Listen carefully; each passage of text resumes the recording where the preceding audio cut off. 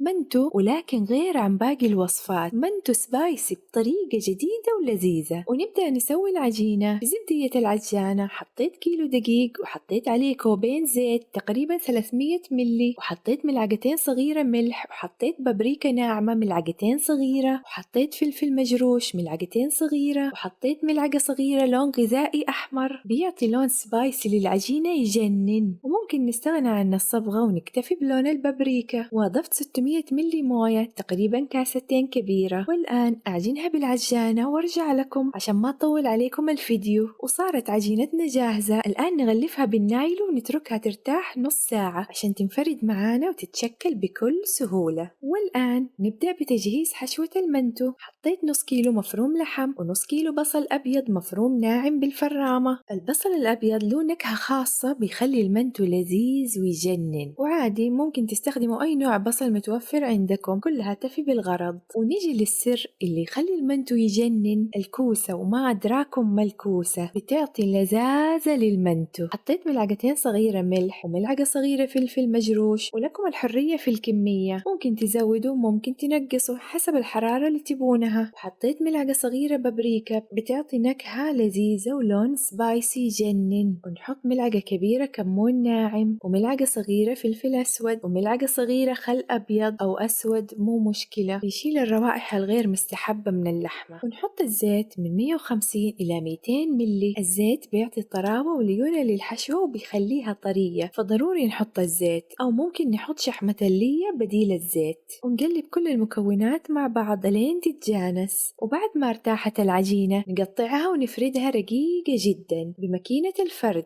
أنا فردتها مسبقا عشان ما أطول عليكم الفيديو. ونقطعها دوائر باقي الطاعة عندنا، وممكن بغطى البراد أو أي شيء دائري. ونحط الحشوة على العجين. عاد ما أوصيكم خليكم كريمين في الحشوة، كل ما كبرتوا الحشوة كل ما صارت أطعم. ونبدأ نشكلها ونقفلها ونقرصها من كل الجوانب ونلصقها على بعض وندخلها الفريزر. وطريقة الطبخ تكون بالبخار. نطلع المنتو من الفريزر وقت الحاجة ونرصه على صواني القدر، ونتركه على النار من 20 إلى 30 دقيقة حسب الكمية. وبكذا نكون وصلنا لنهاية الفيديو. أتمنى أنكم استفدتوا. تسعدني آراءكم في التعليقات، واكتبوا لي الوصفات اللي تبون نسويها مع بعض. ولا تنسوا الضغط على زر اللايك والاشتراك. باي باي.